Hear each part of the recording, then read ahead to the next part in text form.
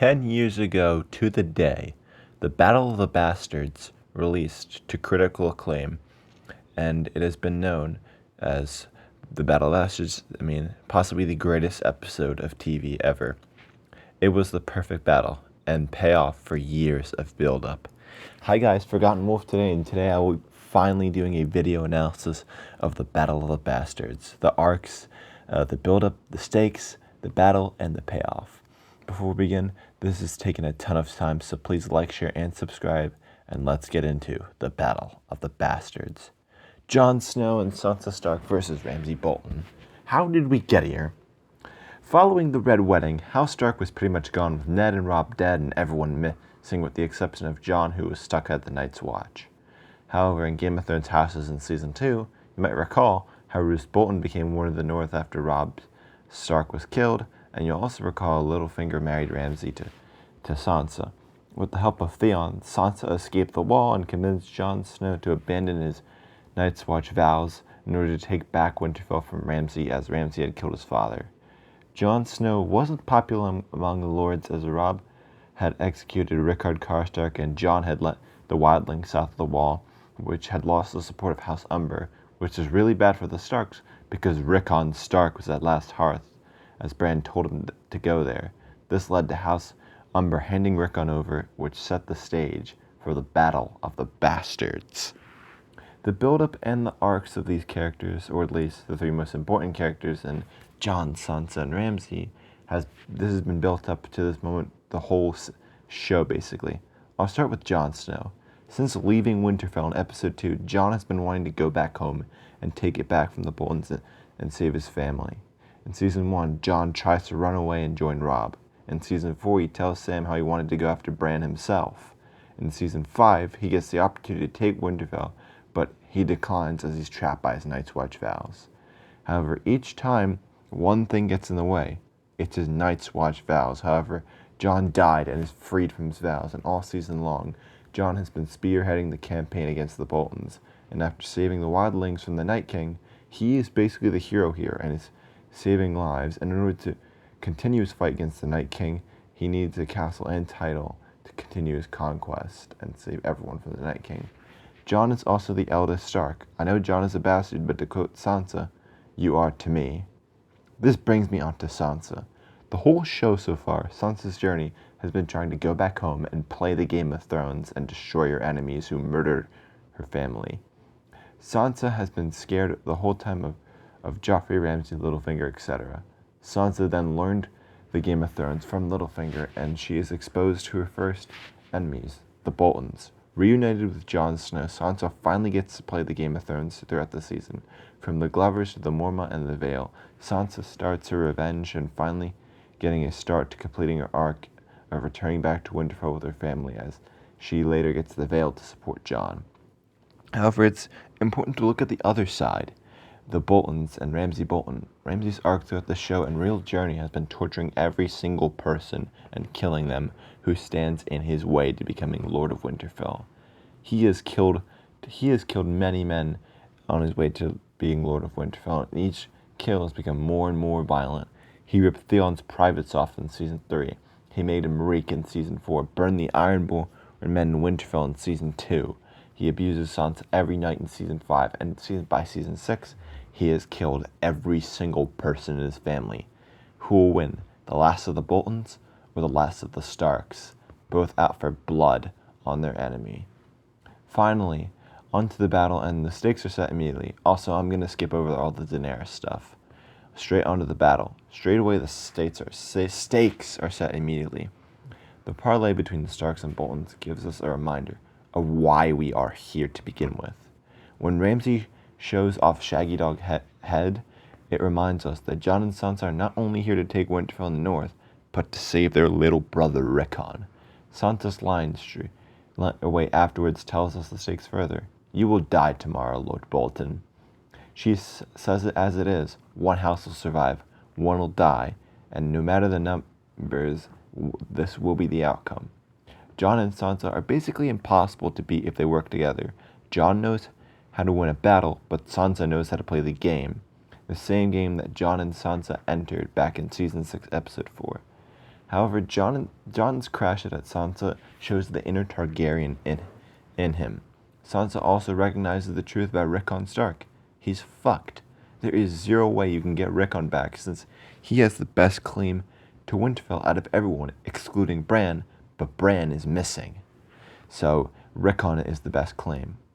Then finally, the morning comes, and Jon's entry to the front of his army increases his aura so much.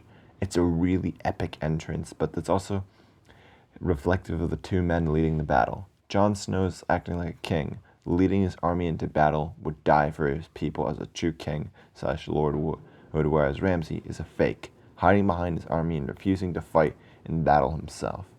However, Jon ignored Sansa, and this is prevalent with Rickon. When Ramsay makes his entrance, we see Rickon Stark, and the viewers, and Jon realizes that Sansa was correct. However, Ramsay gives them a chance to save Rickon by cutting him loose. And before I continue, Rickon then zigzagged because he's scared and fears Ramsay, as everyone who has interacted with Ramsay is. He isn't thinking clearly. Neither is Jon.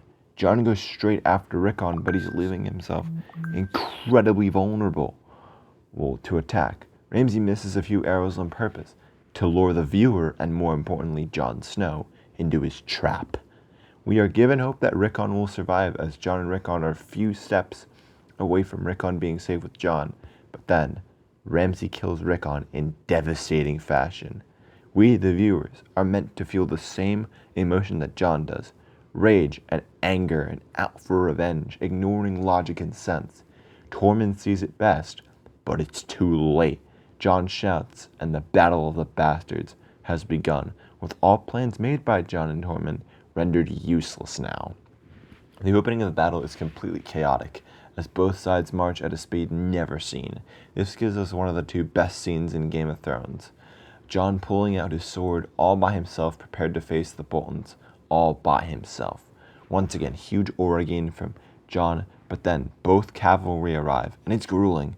Jon, like the viewer, is as confused as we see the Stark and Bolton cavalry armies destroying each other left and right, blood, bodies everywhere. The camera following Jon while he cuts down men left and right is epic. I remember how my brother said that the Battle of the Bastards has the best camera work in the whole show, and he was right. It's absolutely incredible what they're able to do with the camera here. And making Jon really the POV character in the Battle of the Bastards was a great decision, as it gives us really someone to root for on top of everything already built up. But Jon being the POV character gives us a grounded battle. We see the true grit, blood, brutality, and ugliness of war and battle on a scale never seen before in really any TV show or the Game of Thrones itself. I know some people point out the Battle of Blackwater Bay, but it came close. But it's nothing to this. People are dying left and right, and in the first act of the Battle of Bastards, the Starks seem to be winning for a while, but the cost is immense. They are kicking the Boltons' ass, especially Wynwyn and Tormund.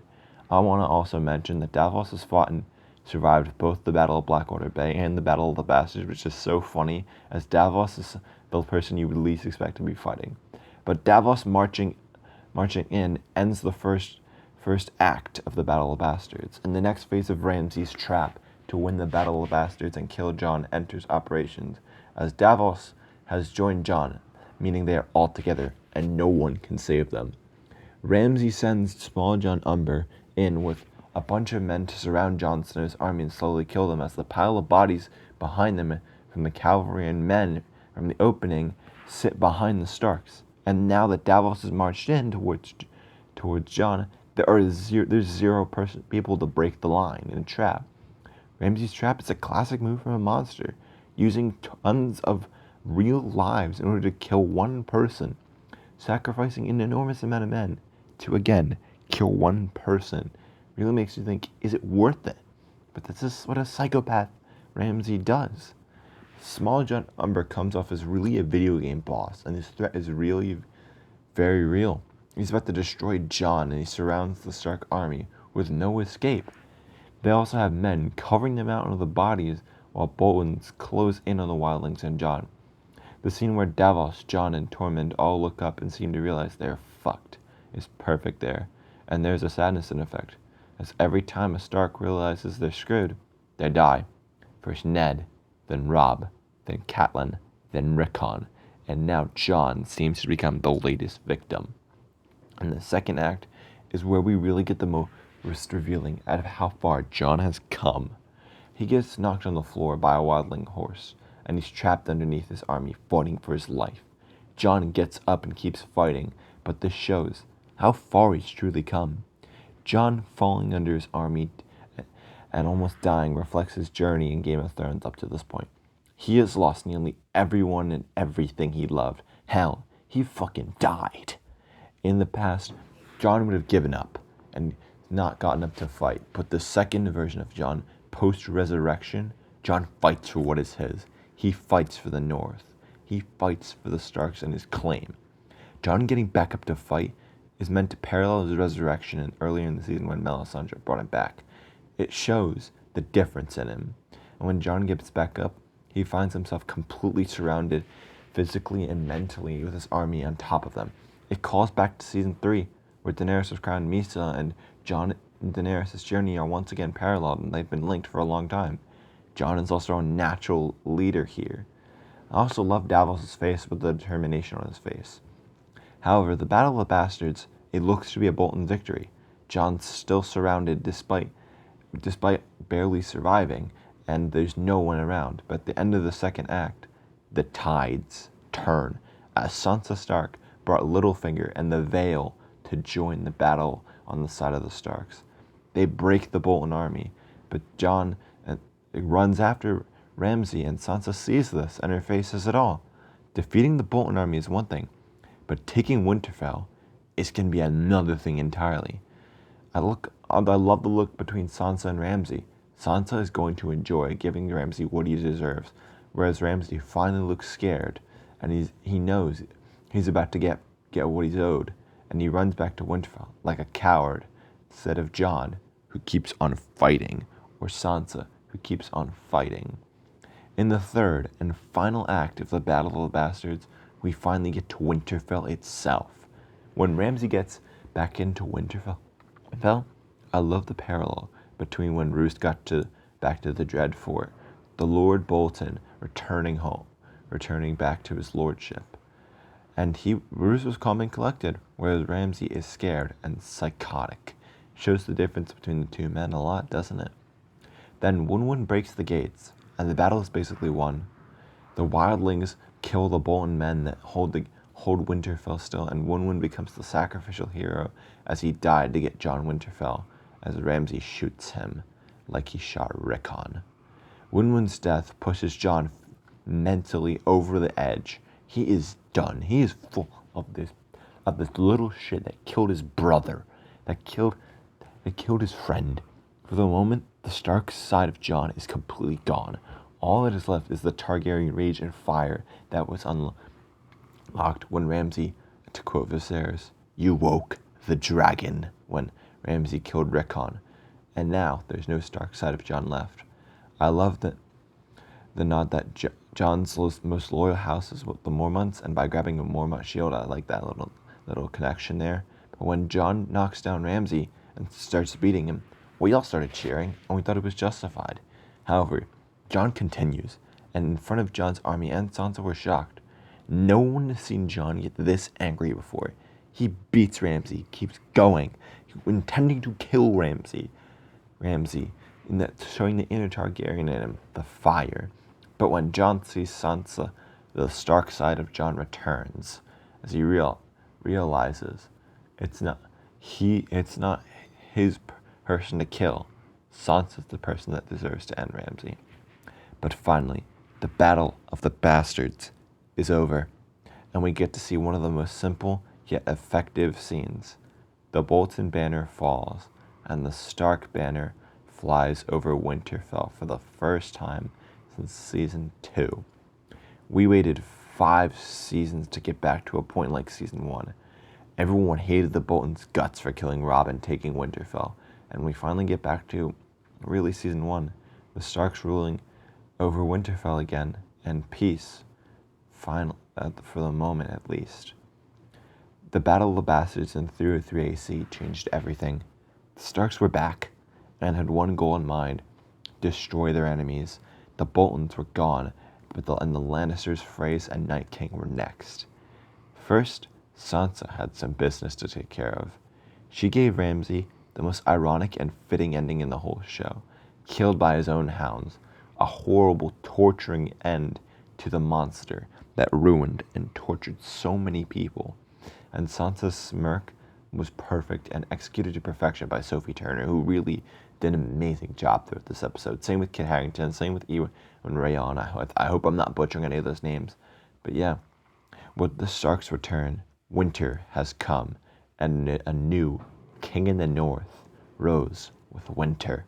Jon Snow, crowned King in the North following the Battle of the Bastards, and war is upon us again. With Daenerys coming, the War of the Mad Queens has begun with the Battle of the Bastards. Jon's crowning as King of the North remains probably the most iconic scene in Game of Thrones, along with Ned Stark's execution. It was great, powerful, and finally, years of build-up was complete. Everyone figured that Jon was going to be King in the North for years, but to see it actually happen was surreal. It's finally, so many people were happy. Jon Snow is the King in the North after years of build-up and setup and horrible for the Starks. They're back, and everyone loved it, whether you're in the universe or in the real world. Even the common folk knew, like Hot Pie, he knew about Jon Snow becoming King in the North. It's the biggest event. 10 years since the Battle of the Bastards first aired, and what has been the overall impact of the Battle of the Bastards? It's what people remember Game of Thrones for. It's what identity Game of Thrones is. For Jon, the Battle of the Bastards, the whole show. It is perfection. Hell, it got a perfect 10 out of 10 rating, and it's gone down as the best episode in Game of Thrones, and arguably the best episode in all of TV and streaming. Although I will say arguably. The Battle of the Bastards will always have a place in my heart. For me and other fans' hearts, as it was absolute cinema. This video proves it. Even 10 years later, people still talk about the Battle of the Bastards. It defines everything that Game of Thrones is, from the shock deaths of the show, like Rickon's death is a shock, to overcoming hardship, Jon and then Sansa escape being surrounded, to reuniting of families when Jon sees Sansa again. And that is what Game of Thrones stands for, and that is the Battle of the Bastards delivered on everything everyone wanted to see. That does it for me. This has been one of my favorite projects I've ever worked on. When I created my channel, this video was one of 3 videos that got me to create the Forgotten Wolf YouTube channel. And like Jon Snow becoming King in the North, it's finally paid off for me. No, I'm not retiring, and to quote William Afton, I always come back. Seriously, thank you guys so much for watching this video and pushing me on every video. In short, it feels surreal to be almost 200 subs. Maybe by the time this releases, we're at 200 subs. I don't know. This has been the second biggest video I've ever made. 6 pages of script. And now that Game of Thrones Houses Season 2 is over, and the Battle of the Bastards and that video analysis is over, we can finally move forward to 2 huge projects in their own rights. Coming July 4th weekend, the sequel to the 1-hour FNAF timeline and the 150 and 200 sub special, the FNAF timeline part 2. And if you want more Game of Thrones videos, don't worry. The second thing is for all of you guys. I am finally going to be doing What Ifs in House of the Dragon, starting with what if Lucerys Velaryon survived. However, until then, have an amazing day, and bye!